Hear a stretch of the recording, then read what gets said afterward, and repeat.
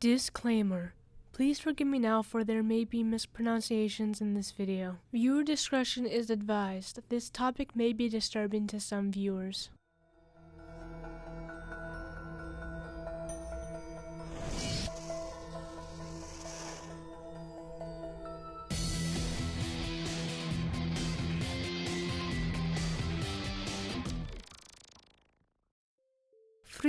Fritz Haarmann, aka the Butcher of Hangover, Vampire of Hangover, and the Werewolf of Hangover, would be convicted of murdering 27 boys and young men, but the number of victims is suspected to be over 50 in the years of 1918 through 1924.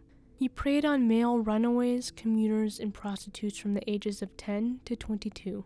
He'd claim most of these victims from Hangover Central Station. He'd kill his victims by biting through their windpipes as he raped them in a sexual frenzy. He'd take their clothing and belongings and selling them at the public market or giving them to friends. It is rumored that he sold their flesh as pork, horse meat, and minced meat on the black market, but he'll deny this accusation until his death. Of course, this was during a rough time in Germany with the country suffering from the effects of the First World War, and the country was on the brink of starvation. Let's start at his beginning. Friedrich Heinrich Karl Harmon was born on October 25, 1879, in Hanover, Germany. The youngest of 6 children, he was the favorite of his mother and hated by his railroad fireman father. His mother was older than her husband, 41 by the time Harmon was born, and she was in poor health after the birth of Fritz. She would be bedridden for the rest of her 12 years. The young Harmon played with dolls and dressed in his sister's clothing, avoiding masculine pastimes. Although he was an athlete, he primarily did gymnastics. He had a fondness of frightening people, particularly his sisters, and he liked to play games that involved tying them up and scaring them by tapping on their windows at night. When Harmon was a teenager, he got himself into trouble with the law after molesting a number of children. After school, he'd become an apprentice locksmith, but that didn't work, so he was sent to military school. After 6 months there, he was deemed unsuitable due to epileptic fits. Back in Hangover, where he was arrested for molesting children in 1898, but a psychologist declared Harmon mentally unfit for trial and was sent to an insane asylum. 6 months later, he escaped and fled to Switzerland. At the age of 21, he would return to Hangover, where he would get married, impregnate her, and then leave her to join the army, this time under an alias. But in 1902, he was discharged again for medical reasons. He was soon arrested for burglary, pickpocketing, and small-scale cons. In 1914, Harmon was convicted of a warehouse burglary and sent to prison for his longest time yet, enabling him to see the First World War from his prison cell. He was released in 1918. Crime was flourishing and people were desperate, making it an ideal environment for Harmon. He had joined a smuggling ring and at the same time became a police informer, managing to profit from both sides at once. He'd start to frequent the Hangover railway station, introducing himself as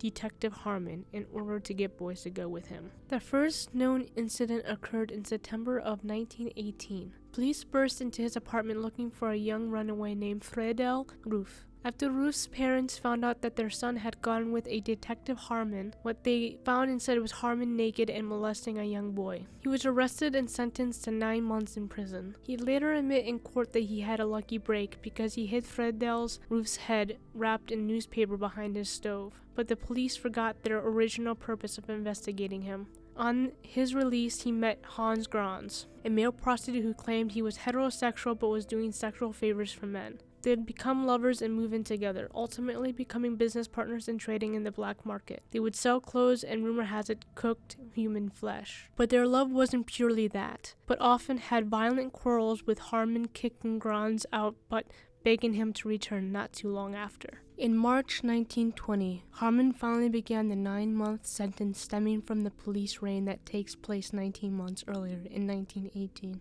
The two were reunited on Christmas Day and thereafter moved into an apartment together. This is when Harmon found employment with the local police as their most valuable informer. Whether or not Grans knew of Harmon's 1918 murder of Ruth is a matter of speculation, but what is certain is that by early 1923, Grans must have known his partner was a murderer. In February, Harmon met 2 boys at Hangover train station and dismissed the less attractive one out of the pair. The other, Fritz Frank, a 17-year-old pianist, accompanied Harmon to his home. When Grans arrived home later in the day, the body of the dead boy was lying in the room. From this point onwards, the murders continued at a steady pace. Harmon's method was extremely effective, offering boys employment or a place to stay. The boys and young men would be taken back to his apartment, where Harmon would kill them by biting through their throats during sexual frenzy. One of Harmon's landladies claimed to hear sounds of chopping and banging coming from his room, and assumed it was to do with the meat trade. Once she even met him on the stairs, holding a bucket filled with blood. This is the same landlady whose family and herself claimed to have fallen ill after eating some sausages she had received from Harmon, and they suspected it was made of human. At another time, a suspicious customer took some of Harmon's meat to the authorities for an examination. The police expert duly noted that the meat was to be pork. The third murder took place on March 20th. The victim was a 17-year-old Wilhelm Schultz, whose remains were never found. The only evidence linking him to Harmon was his clothing that Harmon's landlady Elizabeth Angel had. After this, on May 23rd and around May 31st, 2 other victims were killed, a 16-year-old and a 19-year-old. Many more would be killed after this. A huge manhunt launched in search for the werewolf of Hangover. The 17th of May in 1924, a skull was found by children playing along the Lyon River. Within a month, 3 more skulls were discovered along the riverbank. The authorities tried to calm the public by suggesting that this could be some kind of joke by the local medical students, or that they were left there by grave robbers. Autopsies indicated that they belonged to young males, ranging in the age of 12 to 20 years. Following the discovery of a sack filled with human bones, the Lyon River was dammed and the riverbed inspected. Over 500 body parts were found that were believed to belong to at least 27 bodies. Harmon was aware of the investigation and was among the suspects. He was investigated in May and again in June, but managed to continue killing. His last known murder took place in June 1924. The victim was a young man named Ulrich de Vitters, whom he picked up at his normal train station with an offer of cigarettes. At the station, Harmon met a 15-year-old boy named Karl Fromm, who stayed with Harmon and Grans. Irritated by the boy's attitude, even though he was under suspicion, Harmon went to the police claiming the boy was traveling under false papers. After being arrested, Fromm told the police that Harmon was molesting him during his stay at his apartment. Ultimately, this got Harmon arrested. This was the time the police used to search Harmon's and Grans' apartment, where they found 400 items of clothing and some were bloodstained. Only 100 of these items belonged to many of the missing and murdered boys. There were also bloodstains on the walls, floors, and bedding. Harmon would admit to having sex with several of the missing boys, but he maintained he had nothing to do with their disappearances and murders, and that the bloodstains came from animal blood from his contraband meat he sold. He insisted that the clothing was part of his business as a dealer in used clothes. Past and present neighbors were interviewed, and many claimed to have witnessed many teenagers entering Harmon's apartment who rarely left. They also said to have seen Harmon leave his property at odd hours with sacks he tried to conceal. When 2 witnesses followed Harmon, they said they saw him throwing one of these sacks into the Lyon River. After weeks of interrogation and evidence mounting against him, Harmon confessed. He said he raped, killed, and dismembered somewhere between 50 to 70 people, although the official tally was only between 24 and 27 victims. He would say he hated the process and the murders, and went into remarkable detail of the execution, going as far as removing the flesh from the bone using a small kitchen knife, and flushing some of the smaller pieces of flesh down the toilet. He would also crush the skulls of his victims to tiny pieces with an axe to aid in their disposal. After his confession, he proved to be more cooperative, and aided the police in finding additional body parts in the Lyon River.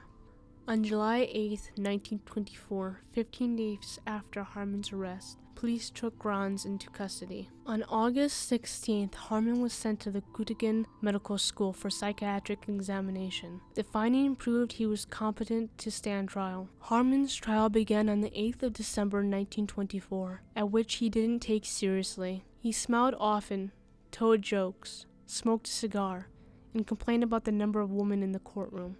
Grans was the opposite. He was serious and intense, and quickly the 2 men turned on each other, and it would escalate when Harmon accused his former lover of taking part in certain murders. 100 witnesses were brought forward to give their accounts. Some witnesses implied, under oath, that the meat Harmon sold and gave to his friends had to be human. However, throughout the trial, Harmon would repeatedly deny eating or selling human flesh. An expert would be dispatched to Harmon's apartment following his arrest that revealed none of the meat found was human. Harmon would be charged with the murder of 27 boys and young men who disappeared between 1918 and June 1924. Harmon would be referred to as the Wolfman or the Vampire of Hangover. When the trial drew to an end 9 days later, both men received death sentences.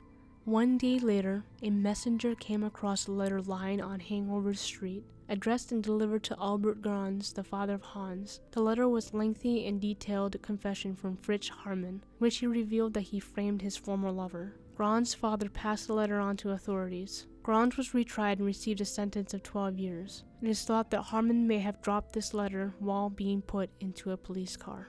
The next image may be disturbing to some viewers. Viewer discretion is advised.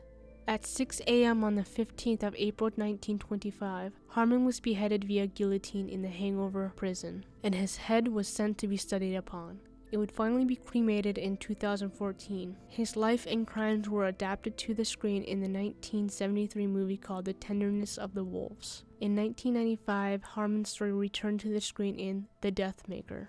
Hans Grans was released from prison, but not without difficulty during the Second World War, when the Nazis sent him to a camp before returning him to prison. He returned to Hangover, but not much else is known about his life after that. Though his brain was tested, it still remains uncertain whether or not Harmon suffered from any disorder. Expert witnesses stated that Harmon had a pathological personality and did not have manic depressive insanity. One thing is clear though, Harmon was not a sociopath. He was not entirely devoid of empathy or sympathy. Even though Harmon was aware that Grimes was most likely using him, he continued to live with him and provide for him. He also gave gifts of sausages and clothing to his landlady and friends, and cared deeply for his mother, indicating that he was capable of some degree of love and affection. This does not mean he was perfectly fine. Many serial killers are known to have traumatic head injuries in their time, and Harmon was no exception. After his brain was tested, it showed he suffered from meningitis sometime in his life. He also had head injuries and epileptic fits that may have contributed to his criminal and violent behavior. This is not saying that everyone who has head injuries and issues would become serial killers as well. He would officially become the Butcher of Hangover. The remains of the bodies of Harmon's victims were buried in Stockener Cemetery in February 1925. A large granite triptych with the names and ages of his victims were engraved and built to act as a memorial for those who had lost their lives. What do you think of the Vampire of Hangover? Did you like this video? Want to support this channel and get early access? Check out my Patreon page where I create content on cryptids, hauntings, serial killers, alien abductions, and much more. Can't support me there? Like, comment, and subscribe here.